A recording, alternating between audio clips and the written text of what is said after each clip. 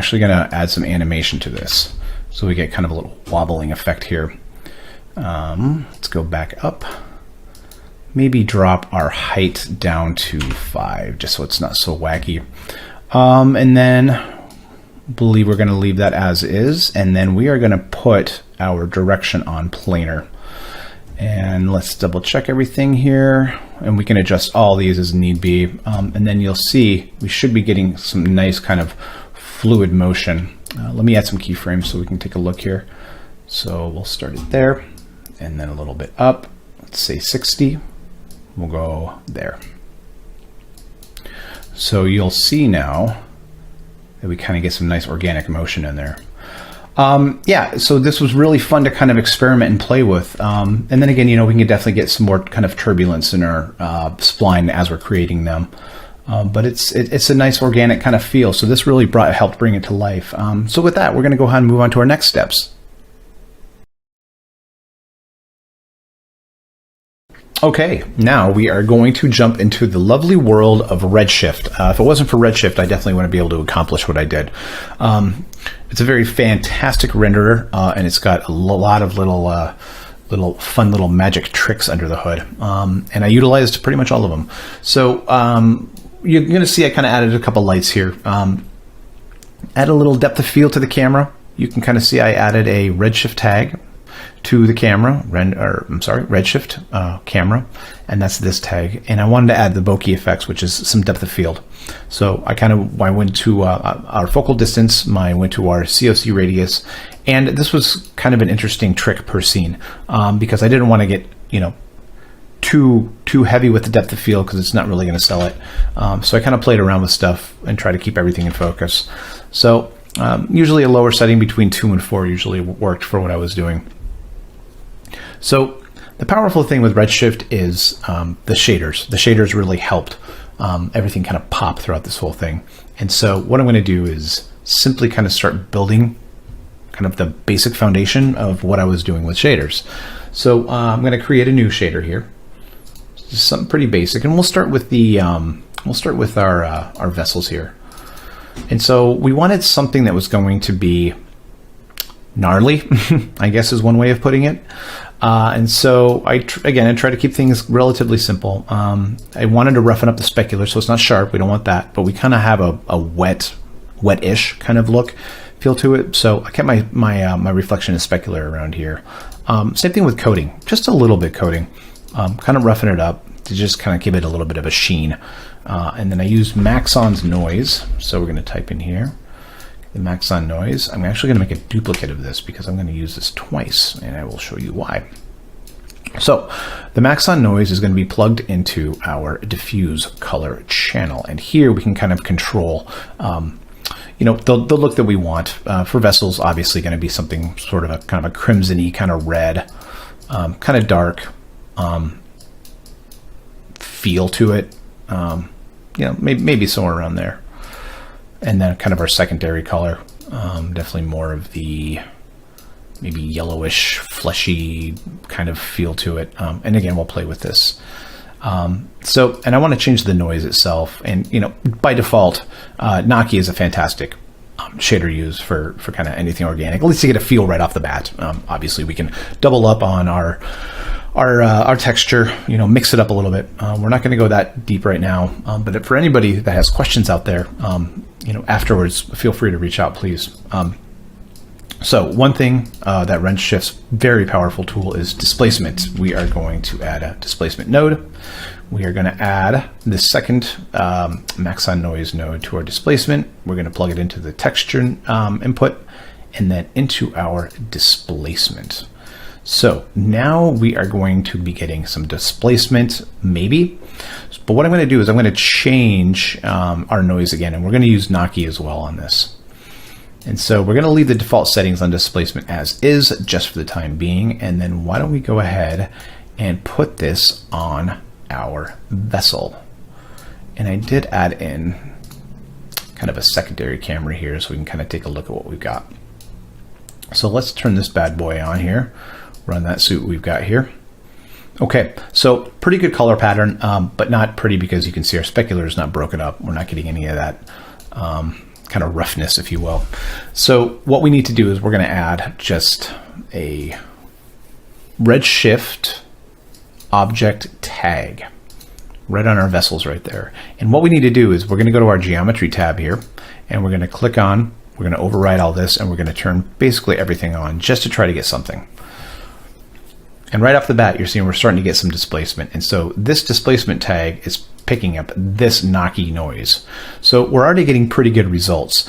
And it took me, you know, a good handful of hours to really dial in what I wanted. But, you know, we definitely wanted to have a little bit of kind of a subsurfacey, fleshy, vessel-y kind of feel to it.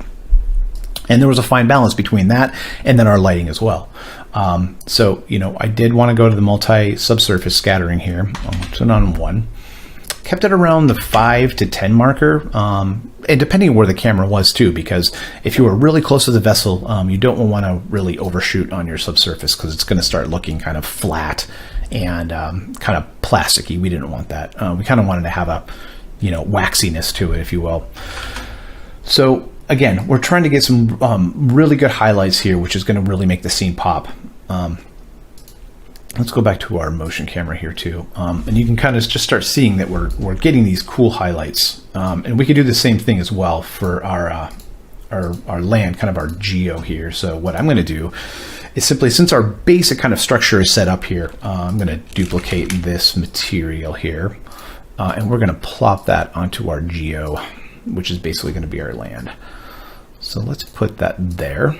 And we're just going to change a few settings. We're also going to add, I'm actually going to duplicate this. So since this displacement tag already exists, I'm just going to hold down Control and just put that directly onto our geo because we want displacement on the surface as well. So now that we have this guy, we're just going to kind of change a few settings here. You know, maybe change it to, you know, Luca or something kind of distressed looking, change the color to, you know, maybe more of a brownish kind of thing. You know, darker, crimson-y kind of thing. All right. Do the same thing for our displacement here. We don't want that. Let's go back to Luca. And then, you know, just quickly kind of check stuff out here. So yeah, as you can see, our ground is already starting to get some highlights on it. Again, control with the lighting, way too hot on the specular. Let's maybe check out our kind of other angle here on the camera. Unlock that position. So we're seeing that we're getting this. The only problem here with the displacement is that it's popping upwards. So what I'm going to do is, and I had to do this for a few scenes, but I'm going to drop our new range, minimum and maximum. So this is actually going to go to negative. I'm sorry, this is going to go to 0. No, I'm sorry. This is actually going to go to -1, like I had it, and then going to go to 0. And that should drop this down, our surface, just a little bit. Yep, as you can see. And we can always go more on that. But you can see how it's kind of, you know, not getting too much kind of penetration here between the polygons. So yeah, okay, so lots of control, very cool stuff. So this was, you know, a foundation for me to start. Another cool thing is too is that, you know, we can always kind of mess with the scale. I'm just selecting both these Maxon noises here. You know, and like you can make sure the scale's right, just kind of play around with stuff here. Again, you know, we're going to want to adjust this down the line, but you know, it's looking pretty okay. It's cool. The displacement, there's a lot to it, but once you get a handle on it, it's a very, very, very powerful tool. So yeah, you know, a lot of nice surface detail.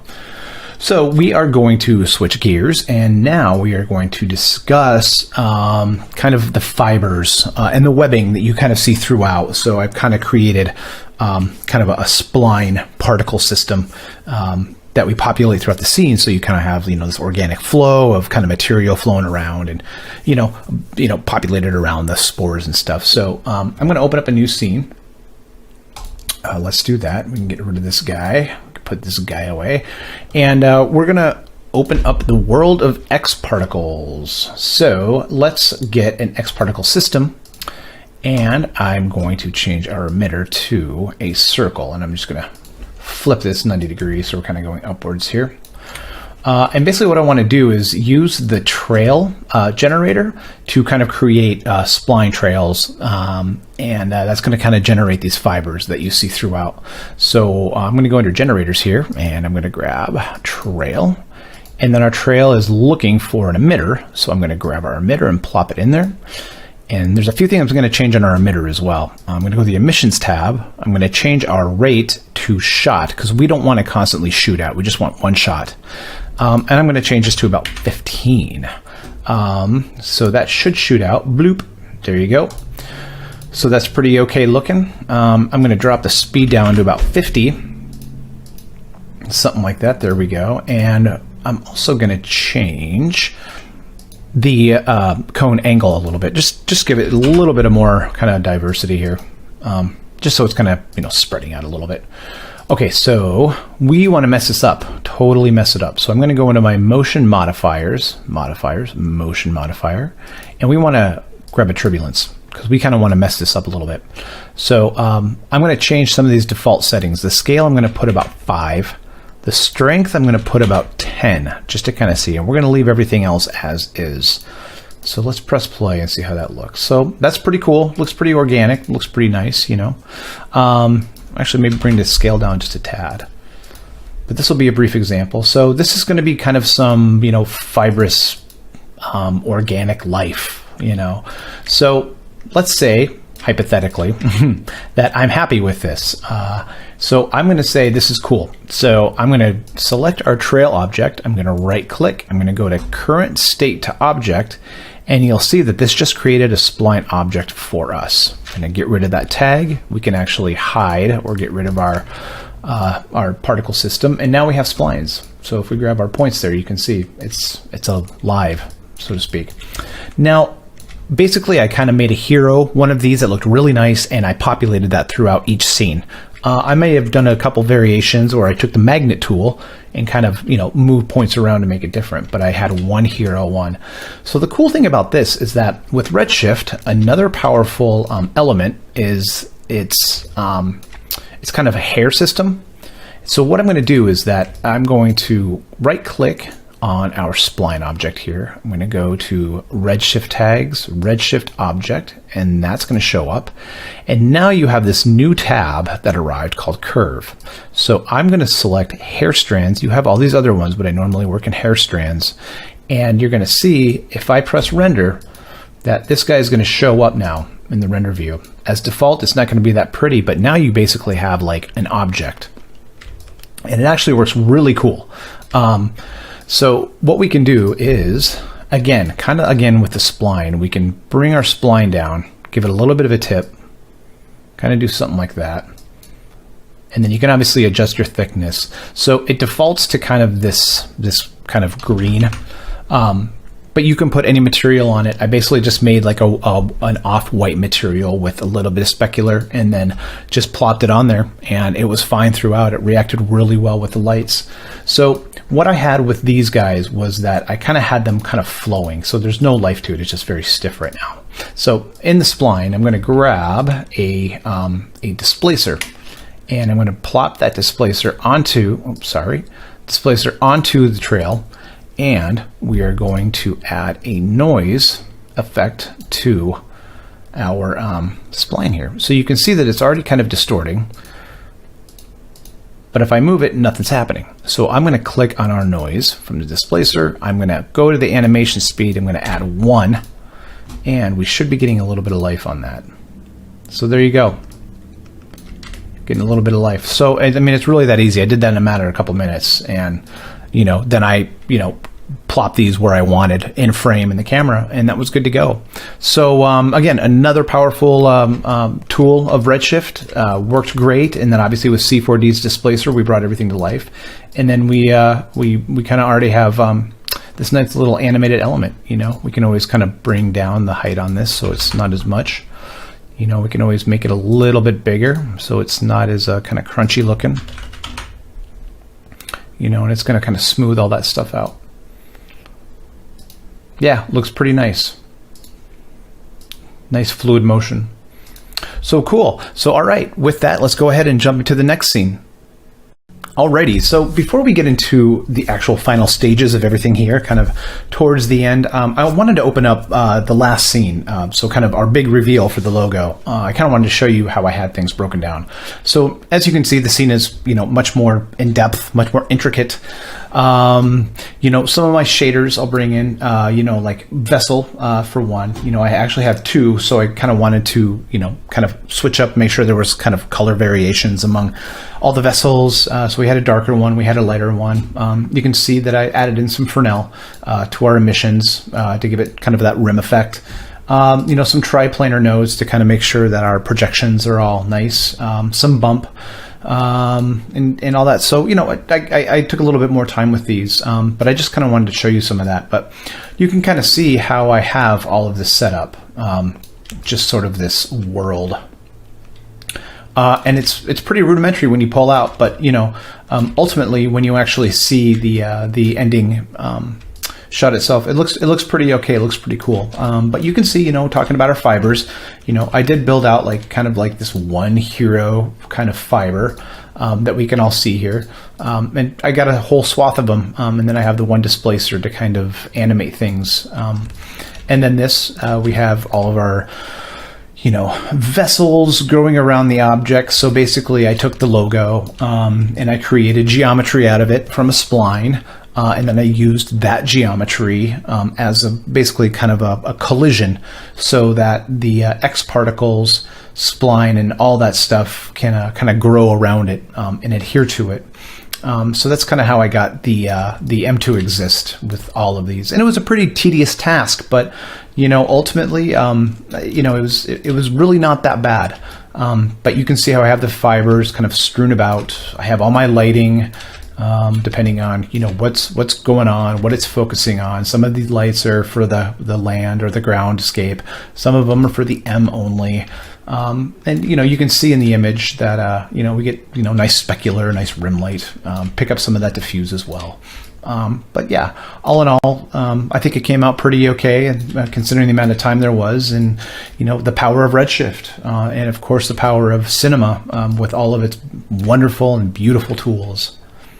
Okay, so with that, let's go ahead. Let's jump over to After Effects. I'm just going to give you a quick rundown on some of the post work I did.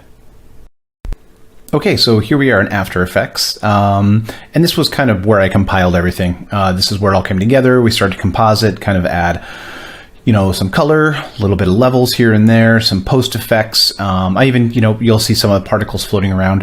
Some of the particles were kind of cloner objects, kind of floating around, but I also added some kind of 2D dust plates, stuff like that, just to give it a little bit more atmosphere. And those helped really kind of sell the shots. And I also did stuff kind of like, like some post glows. I know that we kind of have these kind of electrical impulses, especially at the end. I kind of wanted to really give it a little bit more life. So, you can always see these electrical impulses kind of growing throughout. And, I put that together kind of as a separate scene, separated the M, the vessels, and you kind of see how I did it here, where we just had a simple animated texture, just kind of going up, and I just kind of had them looped. And you can see I just rendered it against black. So in After Effects, just kind of composited over. I believe my blending mode was color dodge, and just added some glows, kind of played with that, around with that. I also used Magic Bullet looks for some kind of final leveling in regards to a little bit of lens distortion. So we kind of had distortion on the edge here, a little bit of color correction on top of the looks. And then, a few other things, some chromatic aberration to kind of really sell it. So with that, I really appreciate you guys taking the time to check this out. And I believe that's going to be bringing this presentation to a close. So I hope you enjoyed it. Thank you very much. Thank you, everyone, for checking that out. I hope you enjoyed the presentation, and I look forward to the next one. For those interested, you can also check out my social media. You can find me on Twitter, at Andy Lefton. I'm also on Instagram, at Andy Lefton, one word. And I also have a website, at andylefton.com. And I do recommend, if you get a chance, check out Mad Microbe. You go to their website at madmicrobe.com. You can kind of see what we're doing over there. But I do recommend it. So I appreciate it, and thanks again. Welcome back to the show, everyone. Hope you enjoyed Andy's presentation. For those of you who've gotten a chance to look on a smaller scale into the microverse with Andy Lefton. Andy, welcome to the show, brother. Glad that you're back. How's it going, man? Good to see you. Good, man. Good. I'm just hanging out with my nerd family, asking questions that matter. Nerds, man. Love the nerds. Important. Right? Yeah, It's been the best. The audience has been really good today. I have to say, Absolutely. everybody's been on very good behavior. We didn't have Yes, to break they up have. hammer. Keep it up, folks. Keep it Yeah, up. nice work with everybody's too. Like really cool stuff. Absolutely. Yeah, we'll keep giving away good stuff. So if you guys keep behaving yourself, we'll keep giving away things. So first of all, I do have some questions, but I want to make sure you guys, we had some trouble with the chat, so some technical difficulties. Hopefully you guys are still back in there. And if you don't know, check out 3dmotionshow.com. Under the player, you'll see a place for sign up. That's where you can register for all the other prizes, like our amazing Dell laptops and from a lot of our other providers of things like Kitbash 3D and all those other goodies. If you want those goodies, make sure you sign up. So, takes us to our first question. Question of the day. Apparently, this is the question of the day. This might be the question of the week. Oh, man. It's not what computer specs you have. They stopped. Oh, thank you. They don't care about what specs you have. Okay, I'm not What they care sweating. about is pasta or toast. Pasta or toast? Pasta or toast. How am I supposed to answer that, man? This is a carb-loaded question. I'm a carb freak, so I'm kind of twitching in how I'm going to answer this. Serious. Okay, I need a quick specific. Am I on an island or am I just walking down to my kitchen or something? Like, is this a survival thing or is it just like, hey? I'm not going to say it's survival. It's going to be, welcome to my house. Would you like this pasta or some toast? Or can it be sourdough? It could be anything. It could be garlic bread, apparently. No, garlic man, sourdough. Toast. Going sourdough. Sourdough toast. You heard it here first. Heard it here first. Sourdough toast for Andy. Thank you for being on the show, Andy. We really appreciated you. That's what they. See you later. Right. That's what we needed to know. Yeah. No, all right. So diving into some of the tech stuff. Any of the X particle work, can it be done in thinking particles? Do you have experience in that world? Old school world of thinking particles? Yeah.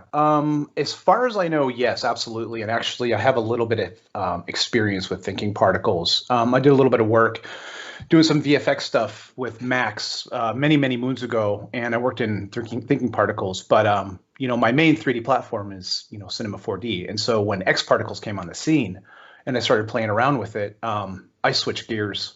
For me, it's like I can achieve a lot of really cool stuff that thinking particles can do. And for me, it's a little more user-friendly. But yes, thinking particles, sure.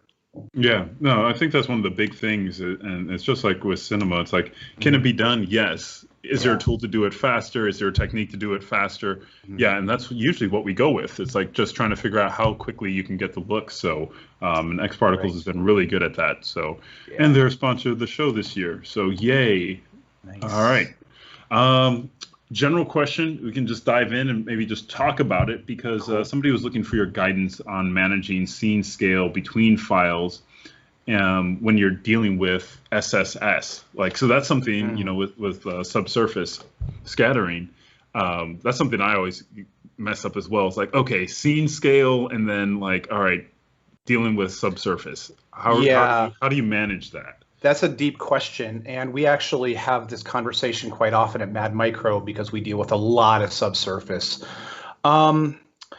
Scale, I think one of the main issues I think is sometimes we work with geometry that's really small. Yeah. Sometimes we work with geometry or scenes that are really large. So if you're outside of the body, for instance, you're dealing with a different scale. So I know in Redshift that you have ability to scale with your scene. Okay. And I can't give you any specifics on that right now, but I'm happy to have this conversation afterwards. And there is a way to control that. So if for instance, if we get a kind of a micro scene that's really small and we need to match something in a macro, it's a matter of kind of scaling up some of your subsurface settings and the radius and things of that nature. Okay. But it is scalable. There is hope, folks. There is hope. Oh, yeah, definitely. A little intricate, but there's hope. There's hope for sure. Somebody was wondering when it comes to your render passes, what are you using in that world? Are you render passes? Yeah, are you doing a lot of different passes, beauty pass, alphas, masks? Are you doing roughness? Are you doing reflection? Or do you pretty much just write out in just beauty pass done? Or are you doing a Well, lot of it compositing? depends, but yet yes and no. I mean, many years ago, I used to be like, I need a billion passes for everything I'm doing. And Right. it never really, the longer I did it, the more experience I got. It kind of boiled down to simplifying stuff, and taking out what you don't need because you don't need to overthink this. Yes, we do use passes. I personally use passes. We take advantage of Redshift's AOV passes, but Okay. with that, it's like depth pass, specular pass, maybe reflection pass if you need it, but also mats, a lot of mats. So if we need to kind of like work with specific objects or crypto mats, things like that. But we don't get too nuts. Maybe on the occasion an atmosphere and emission pass, but Yeah, some nothing. depth just to get some Yeah, depth. Yeah. yeah, nothing too nuts. Nothing too crazy. Well, I think that's one of the things too with GPU rendering. Once GPU rendering got on the scene, things were looking so good Yeah, that you man. would go and you'd be like, okay, it's good out of gate. I might do some basic color correction or some depth because I'm going to be adding some additional atmosphere or things like that. But I feel that that has been the case for most people. It's like AOVs, Hmm. maybe some lights, Yep. and depth. But everything It's else should look pretty good. It is, man, and like right out of the box, like just with Cinema and Redshift especially, like you could do so much like color grading, color correction.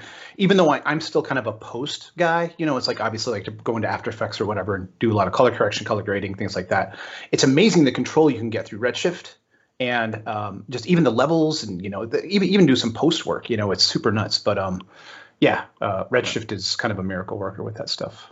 Yeah, it's pretty crazy as well. I mean, now with the magic bullet right inside of cinema too, you can Yeah, take you can take care of dude, so I much. was totally blown away when I saw that. I was like, what?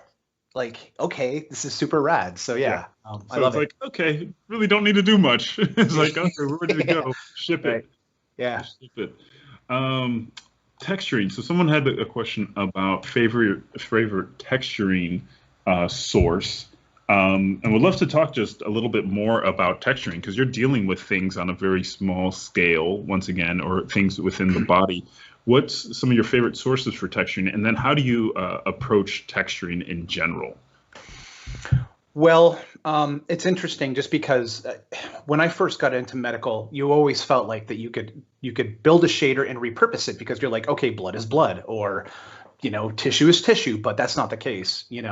I'm always finding out that you need to some degree kind of start from scratch. So everything starts with a basic Redshift shader usually, and it's very rare that I usually repurpose any old shaders or anything like that. So personally Really? myself, So from the yeah, start, you're just like, okay, we're usually just yeah, going to build the scene.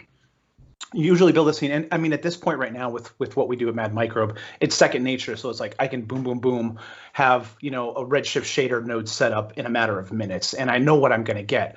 But it's really the fine tuning aspect of it. So a lot of the detail work, especially for what I do, comes from a lot of working with curvature, making sure the specularity is very convincing, things like that. So yeah, everything starts with a Redshift basic shader.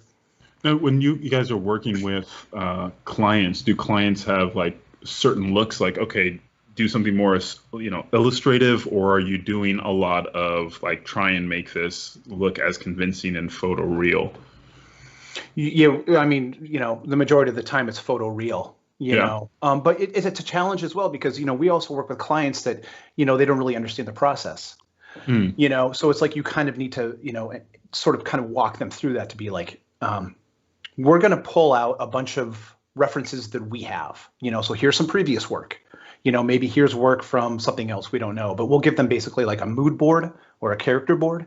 Okay. And the clients will be like, oh, this is pretty, give them kind of that visual eye candy, and be like, hey, we like the shininess of this, but we also like kind of the gnarliness of this, and so it's that process of kind of mixing and matching and giving the client some visual reference to start out with. Very cool. Now you're working a lot with organic forms. Do you also do hard surface? I mean, because I saw I think it was, I saw your holiday piece that you did with like the sleigh, like Santa Oh, sleigh, yeah, and the that was sleigh very runner. hard surface. Yeah, There's 100, like 100% day and night yeah, difference between, this piece that you had was very organic, yeah. nothing had a straight edge to it. and then you're building something that was still, very sleek, almost like a detailed car. Do you do any like polished hard surface stuff in with Mad Micro, or are you At mostly doing? Yeah. Yes, sometimes we do, absolutely. Sometimes you get, excuse me, medical gear or something you need to kind of, either one is CAD files or we need to build from scratch, or some product or something of that nature. So yeah, absolutely, we do hard surface. We kind of, do it all. Obviously, the organic kind of natural world of things kind of dominates, but we do it all. Yeah. Very cool. Someone was asking, Susie was asking about your lighting approach. So do you run into any unique lighting things when you're dealing with that scale, or Yes. how do you? Yeah. So talk to us about lighting. Lighting is my baby, man. I love that stuff. Because you're trying to sell something. So for instance, the Stinger, the project that I presented here, I knew I wanted it to be ominous. I knew I wanted to be mysterious, kind of atmospheric and thick, almost kind of claustrophobic. So I knew right off the top of my head that we were going to be using a lot of subtle key lighting and a lot of backlighting as well.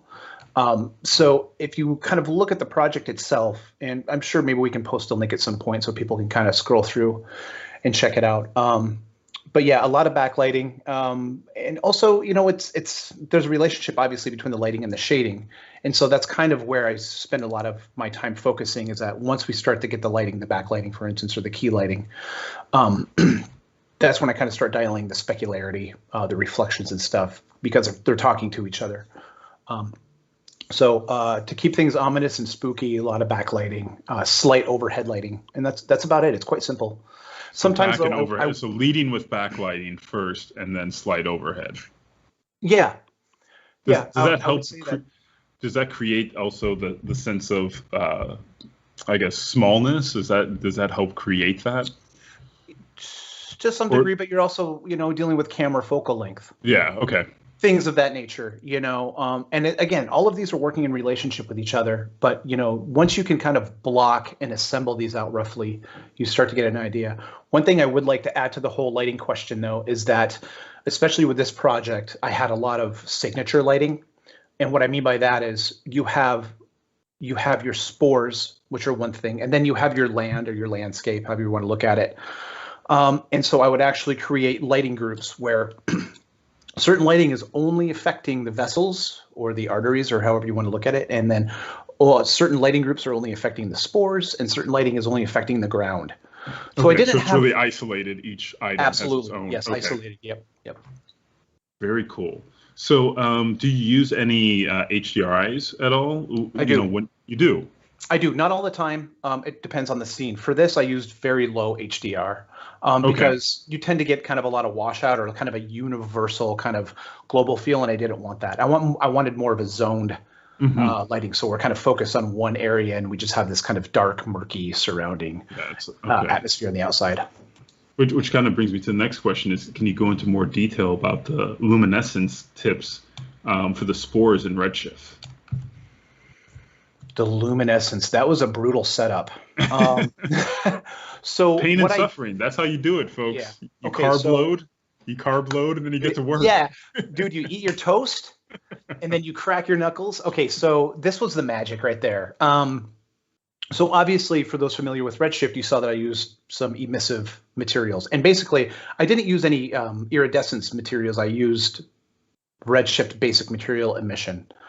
And what I did is I used vertex maps. So for instance, we had our spore that grew, and then you kind of have that top bulbous thing. So once that spore grew and that geometry entered kind of the bulbous area, I had a spherical field.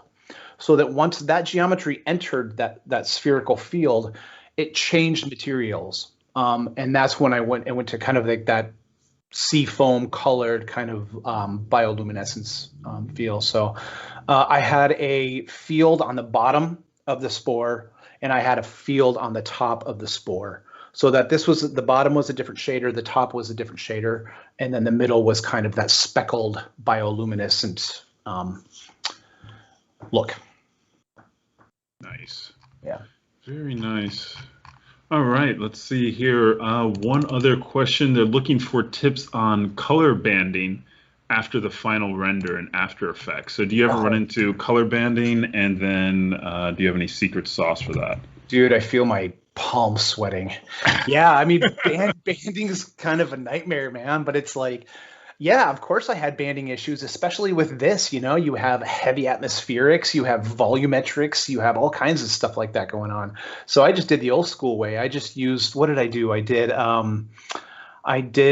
was an adjustment layer. Believe it was adjustment layer over everything, and then I added a 1% noise. Some grain, Yeah, good old noise and grain. yeah, and that's all I really needed to do, you know, and it helped. So that was the key.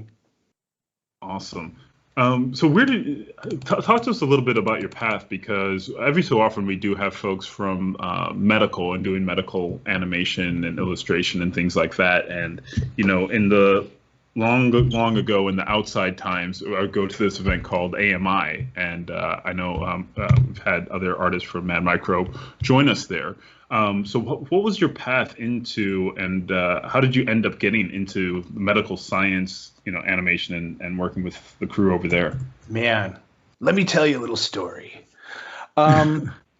I started in medical animation around 2001. No, I'm sorry, 2002, I believe. And I Oh started wow, it. okay. Yeah, well, no, and it wasn't full time. I wasn't medical the whole time, but I started at hybrid medical animation here in Minneapolis. And I was there for a little over a year, and I learned an immense amount of knowledge. But after that, I freelanced. I had my own company for a little while as well, for many years, and then got back on the freelance trail. And then about 2017, I know Mad Microbe was looking, and we had a conversation, and we clicked, and I jumped on their team. And ever since, it's been an amazing ride. So that's just kind of how it happened. And when I started at Mad Microbe, it's not like I had this crazy knowledge base of, you know, I didn't come out as, you know, a neuroscientist and like I know exactly what's going on. Like you kind of learn as you go, because you're learning about the body, you're learning about the science and the medical, and you have all these experts on your team. And it's been a journey, but man, it's been an incredible journey, just because again, it's this, you know, amazing learning experience, and I'm still learning every day. You know, Yeah. so I didn't actually go in as like a hardcore medical animator. I had basic knowledge, but after Mad Microbe, it blew up. Yeah, no, I mean, I grew up and my dad is a nurse anesthetist, and he Okay. had medical books. So, like, always Yeah. looking at anatomy, like all the Yeah. different cell structures, like that stuff has always been fascinating to me. So, whenever I get, you know, it's one of my favorite shows when I would go there, because, like, you would always learn something about the body or cellular function or something like that. And Totally. you guys bringing it to life just makes it so much more understandable and, you know, translatable. It's a Oh, I love it. huge, yeah, it's such a huge thing. So some people were asking, how do you even get into something like that? So were they just looking for, you know, 3D generalist, or do you know a person like, hey, I know a guy, or like who knows, Yeah, knows gal Hey, who knows, I got yeah. Let me tell you. No, it was a social media post, and I already Oh was really? familiar with Okay. Mad Microbe at the time, and it was funny. It was just kind of jokingly, like, hey, you know, Joel. I was familiar with Joel through, you know, some of his presentations and things of that nature, and some Oh of his yeah, work. good old Joel Dubin, if you Still guys. Dugan, yeah, Yeah. I know. We kind of clicked on, it was LinkedIn. So Okay. I believe they were looking for somebody. I'm like, oh man, if I was in the neighborhood, I'd swing by, you know, like drop off a resume or something. It's like, well, actually, you know, it's remote work. And so I was like, that's where it happened. Let's talk. Let's Yeah. talk business. Yeah. Awesome. So someone was wondering, what was the time frame on the project? Oh my God. Okay, so I I actually finished rendering the last frames of that very close to this. Just in time. Oh man, I need some sleep. To the wire. I would probably say a rough guesstimate about a month and a half, 2 months in my spare time. So some nights and all my weekends, give or take. And all the weekends. Seriously, man. Yeah, there it is. My free Yeah. time. This is what I'm doing in my free time. What do you do in Yeah, your my free free time? I time. like to work more, you know. Yeah. Just work Yeah. more. Yeah, that's why I got that nice Minnesota pastiness going on. There you go. Nice winter tan. Yeah, totally. So, I guess here's another one. Do you ever create models or scene elements from medical scans? So I guess, are you ever creating scene elements from like things like MRIs or CAT scans or things like that? And is there such a thing as 3D scanning on a micro scale to create cellular data? I guess that's like electron microscopes or things like yeah, that. like PDB models, things of that nature. Sure. Yeah, there's online sources that you can actually download. I mean, scientifically accurate cellular models, and we do resort to that sometimes. So sometimes we'll have a client that will want a very specific to the T science model, like a protein or something of that nature. So we go to these online resources, we can download that, and then we just shade and light to our heart's content.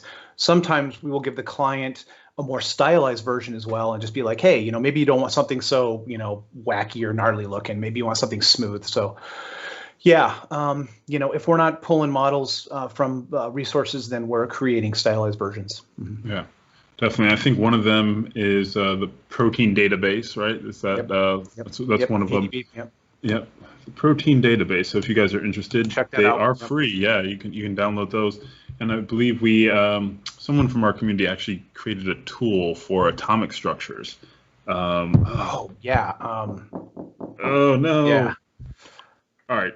When we find it, we'll repost and talk about it. We'll talk later about it. Graham, is it Graham Johnson? No.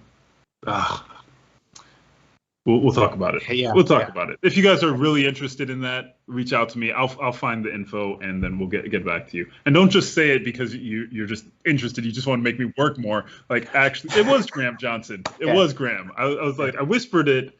Oh, right. So Rick came through with the save on that. It was Graham Johnson. I was like, I think it's Graham Johnson. It is Graham Johnson. So Graham, thank you for that. Yeah, so he has that. So if you're looking to do atomic structures and stuff, it's I just got the update. It's not compatible with R23 yet, so maybe we got to get some updates going. But yeah, if you're on something older, then yeah, it does exist. Yeah. All right. So what is one medical health animation fact you learned from your projects, and does it make you pay attention to your overall health? Is work making you eat more or less carbs? Well, let's see. 2020 certainly didn't do good for my body, but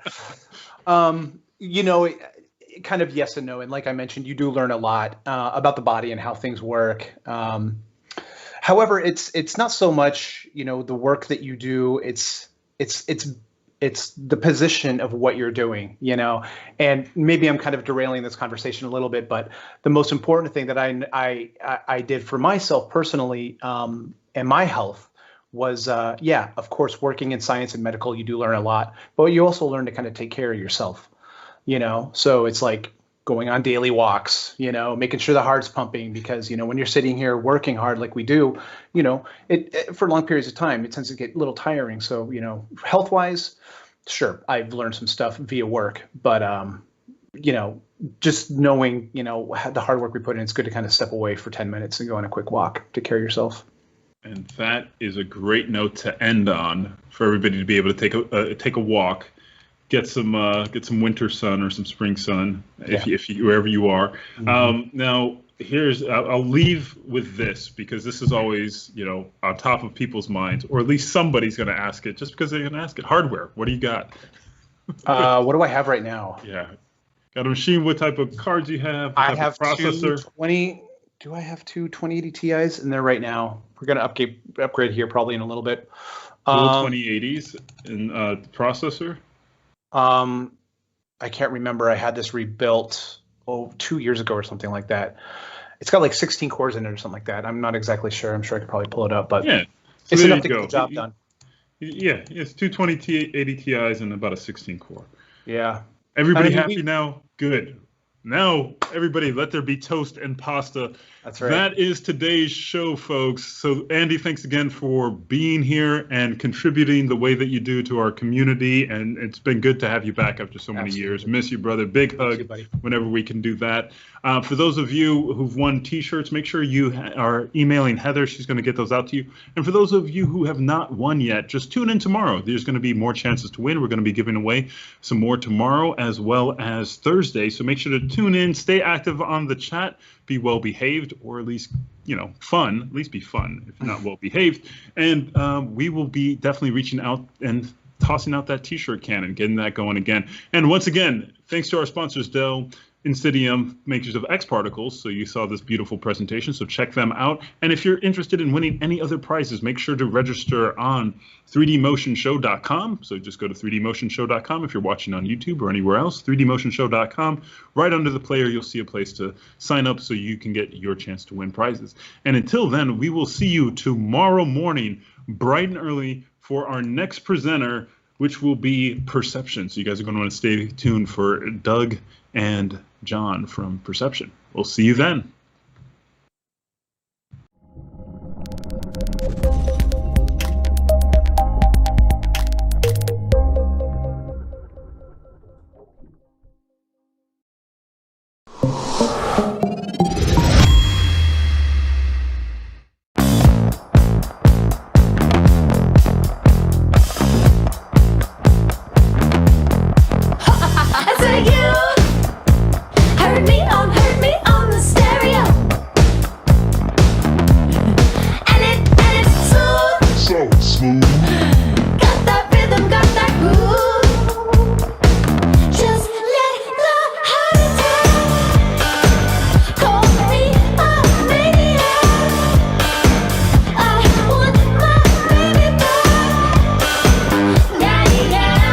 Shake it up, be cool, work it out, do you.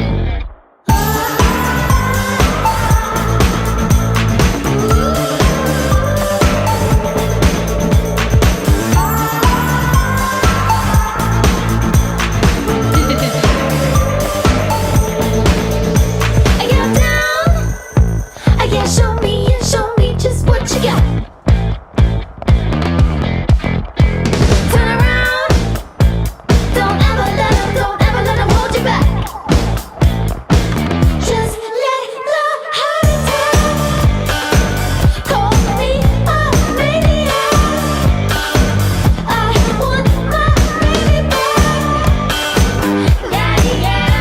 Shake it up, be cool, work it out, do you.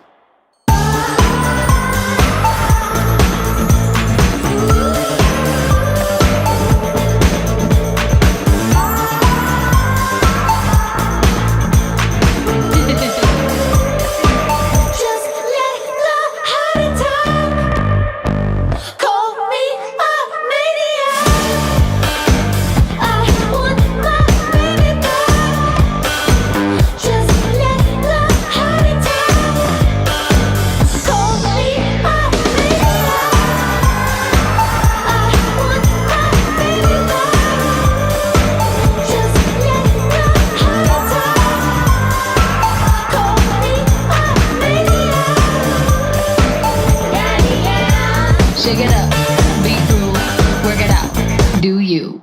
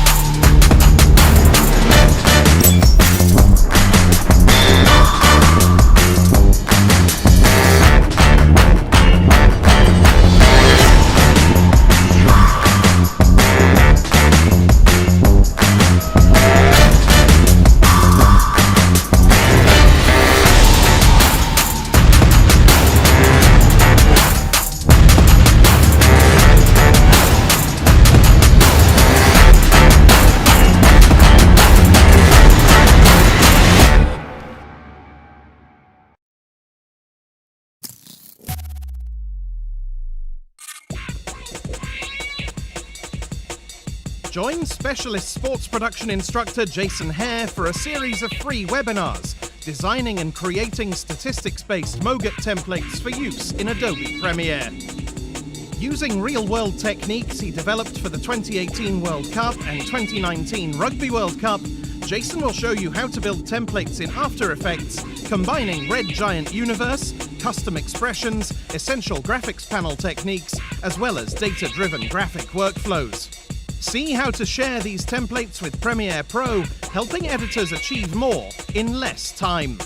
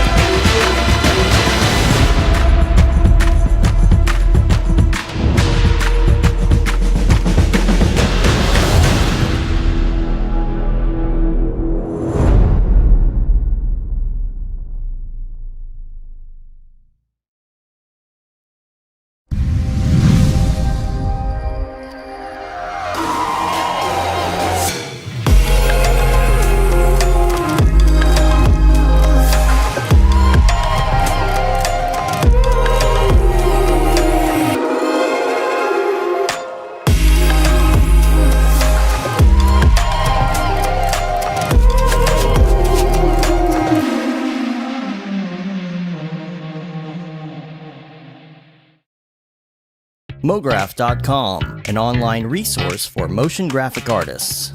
Start your week with the MoGraph podcast. Industry news, interviews with your favorite artists, and terrible humor. Watch live shows and interviews from MoGraph events like NAB, SIGGRAPH, Half-Res, and local meetups. This is exactly what I should be doing. Our MoGraph talks feature live demos and motivation from artists all around the world. Sometimes you gotta make stuff that you're not gonna put on your reel, and I'm not here to judge. What if Rick and Morty show up for the countdown at midnight? That's where I peaked in life, in my career. We gotta stop this thing, Rick! It's gonna kill us all! Hear from the people that create your software, design your render engines, and artists that are changing the face of modern motion graphics. You get that render done. Yeah, you better frame what? MoGraph tutorials and online classes will teach you about Cinema 4D, After Effects, as well as other popular software and render engines. Throw in HDR Studio, take the render settings, pick the HDR, put a reflection, and gorgeous. Join the conversation in our live sessions. Ah, that's so funny! All right, I'm gonna live forever. Subscribe today and get the latest updates on our YouTube and other social media channels. Take all your dreams and just do it! Subscribe to MoGraph.com.